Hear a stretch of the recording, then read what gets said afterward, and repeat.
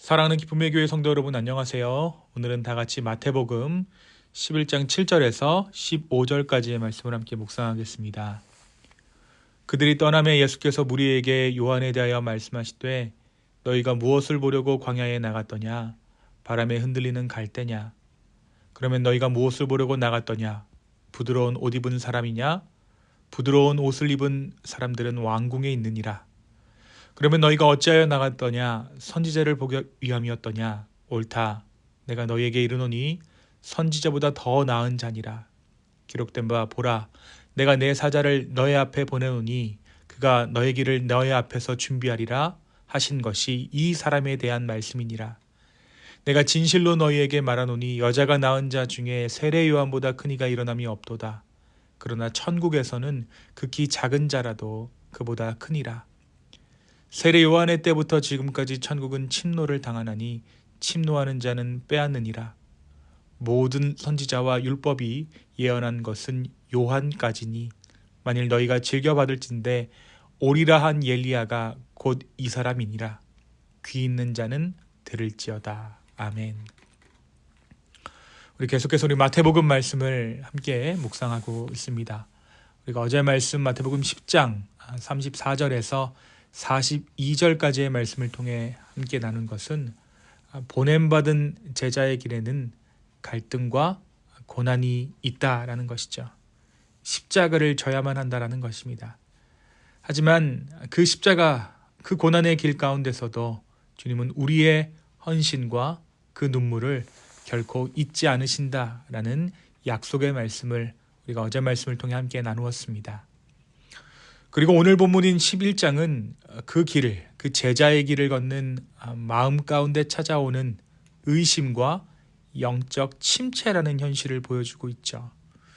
그러면서 동시에 그런 우리를 주님께서 어떻게 붙드시고 어떻게 다시 믿음의 자리로 부르시는지를 보여주는 말씀이 바로 오늘 말씀 마태복음 11장이라고 할 수 있습니다. 먼저 11장 6절까지의 내용을 보면 세례 요한의 믿음이 흔들리는 것을 보게 됩니다. 오실 그이가 당신입니까? 아니면 다른 이를 기다려야 합니까? 그는 감옥에서 제자들을 보내 예수님께 이렇게 물었죠. 예수님은 이러한 세례 요한을 이해하십니다.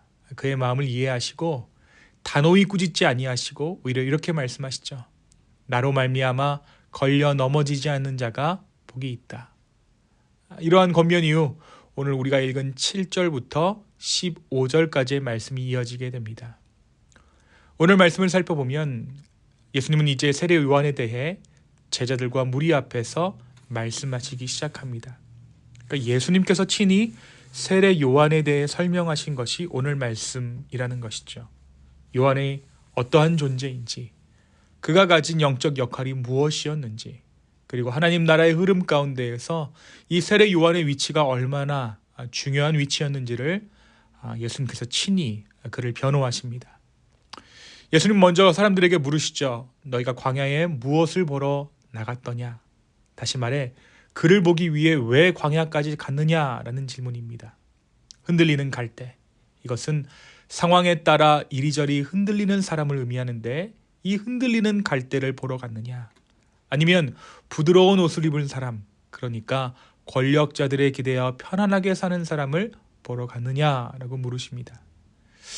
예수님은 이 질문을 통해 반어적으로 세례 요한이 단순한 종교 지도자가 아니라 하나님의 말씀에 흔들리지 않고 서 있던 참된 선지자였음을 드러내십니다. 그리고 이어서 예수님께서는 더 나아가 이 요한이 선지자일 뿐 아니라 오랫동안 예언되어 온 메시아의 길을 준비하는 자였음을 밝히십니다. 메시아가 친히 밝히는 나를 준비하러 온 자, 그 영광이 요한에게 있었다라는 것이에요. 예수님은 군중들이 요한을 어떻게 생각하든지 하나님께서 그에게 맡기신 역할과 가치를 충분히 인정하고 높여주셨던 것입니다. 그러면서 예수님께서 말씀하십니다. 여자가 낳은 자 중에 세례 요한보다 큰 자가 없도다. 요한의 존재가 얼마나 큰 존재였는지를, 그가 감당했던 사역이 얼마나 중요하고 무게 있는 사역이었는지를 선언하셨던 것입니다. 그런데 이어지는 말씀이 사실 더욱더 놀라운 말씀입니다. 그러나 천국에서는 지극히 작은 자라도 그보다 크니라. 예수님은 하나님 나라의 새로운 현실을 열어 보이십니다. 요한의 시대는 마치 문을 여는 것과 같았다면, 그래서 요한이라는 존재가 시대를 여는 위대한 문지기와 같았지만, 그리스도를 믿는 자는 하나님 나라의 실제에 참여하는 자가 된다라는 것이죠. 그리고 마지막으로 예수님께서 이렇게 말씀하십니다. 귀 있는 자는 들을지어다. 이 말씀을 단순히 지식이 아니라 결단을 요구하는 말씀이다라고 선포하신 것입니다. 말씀을 듣고 흘려보내는 사람이 아니라 듣고 깨닫고 순종하는 자가 복이 있다라고 예수님께서 말씀하셨습니다. 사랑하는 성도 여러분, 오늘 이 말씀은 우리에게 무엇을 들려주고 있습니까? 먼저 우리는 세례 요한의 믿음이 흔들리는 모습을 통해 믿음의 흔들림이라는 것이 결코 낯선 일이 아님을 알 수 있습니다. 오히려 흔들리는 믿음이란 때로는 가장 성숙한 신앙인에게도 찾아올 수 있는 너무나도 인간적인 현실임을 오늘 말씀 가운데 우리는 발견할 수 있죠. 그런데 오늘 말씀은 여기서 멈추지 않습니다. 우리의 연약함을 드러내며 우리를 책망하시는 것이 아니라 그 연약한 믿음을 붙들고 다시 일으키시는 우리 주님의 신실하심이 오늘 말씀 가운데 담겨져 있기 때문이죠. 세례 요한이 흔들리고 의심하던 그 순간에도 예수님은 그를 정죄하지 않으시고 오히려 그의 존재와 사명을 다시 확인해 주셨습니다. 그리고 이렇게 말씀하시죠. 나로 말미암아 걸려 넘어지지 않는 자는 복이 있다. 그러니까 믿음이 흔들릴지라도 주님을 붙들고 있는 자는 결국 주님을 만나게 된다. 복을 경험하게 된다라는 것입니다. 오늘도 우리의 믿음이 흔들릴 수 있습니다. 상황 때문에, 현실 때문에, 마음의 피곤함 때문에 기도가 무뎌지고 확신이 약해질 수 있습니다. 하지만 오늘 말씀 우리에게 이렇게 도전하고 있습니다. 하나님은 너보다 더 확실하게 너를 붙들고 계신다. 우리의 믿음이 하나님을 잡는 것이 아니라 하나님의 믿음, 그분의 신실하심이 우리를 붙들고 있는 것입니다. 그러므로 오늘 하루를 살아가며 흔들리는 마음이 찾아올 때 세례 요한처럼 주님께 질문할지라도 그 질문을 가지고 주님께 나아가는 저와 여러분 되었으면 좋겠습니다. 의심을 숨기지 말고 하나님의 말씀 앞에 내어놓으십시오. 그때 주님은 우리의 연약함을 정죄하지 않으시고 다시 믿음의 자리로 초대하시며 우리의 자리를 확인시켜 주실 것입니다. 오늘 우리의 이 자리를 주의 믿음 안에서 확인할 수 있는 저와 여러분 되기를 예수님의 이름으로 축원합니다. 두 번째로 오늘 말씀은 우리의 존재에 대해서 설명하고 있습니다. 예수님은 분명 세례 요한의 위대함을 알고 계셨습니다. 그래서 그의 믿음과 사역을 제자들 앞에서 칭찬하셨죠. 그런데 주님께서 분명하게 말씀하신 것이 있습니다. 세례 요한이 가졌던 하나님을 향한 이해와 열정이 탁월했지만 오늘을 살아가는 우리만 못했다라는 것입니다. 그 이유는 무엇입니까?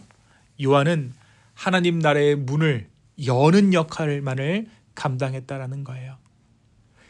다시 말해 하나님 나라 안에 들어온 자, 곧 그리스도를 믿는 우리는 이미 그 문 안에서 하나님 나라 가운데 참여하고 있는 존재이기 때문에 우리가 세례 요한보다 큰 존재라고 예수님은 말씀하십니다. 오늘 이 하루를 살아가며 우리가 누구인가를 다시 한번 기억했으면 좋겠습니다. 나는 내 능력이나 내 성취로 하나님 앞에 서는 사람이 아니라 이미 하나님 나라 안으로 초대된 자.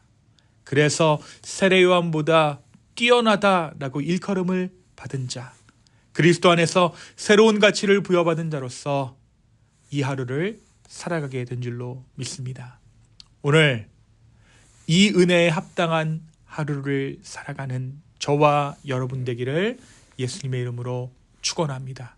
이 시간 함께 기도하시겠습니다. 주님, 다시 한번 오늘 이 말씀을 통해 우리의 믿음이 흔들릴 수 있는 믿음임을 이해하시는 그 주님의 은혜를 기억해 하심에 감사합니다. 주님 또한 우리를 하나님 나라 가운데 참여하는 자들로 부르시고 작은 자가 아니라 큰 자라 말씀하시는 그 주님의 은혜를 다시 한번 묵상합니다. 성령님, 오늘 이 하루를 살아가는 동안 우리가 다른 그 누구에게 우리의 삶의 고민들을 털어놓는 것이 아니라 오직 주께 아를 수 있도록 인도하여 주시고 그 안에서 삶의 진정한 위로를 얻을 수 있는 우리 모두 되게 하여 주시옵소서. 주님, 이 하루를 우리에게 주심에 감사합니다. 이 하루 주님과 더욱더 가까워지는 하루 되게 하여 주시옵소서. 감사합니다. 예수님의 이름으로 기도하였습니다. 아멘.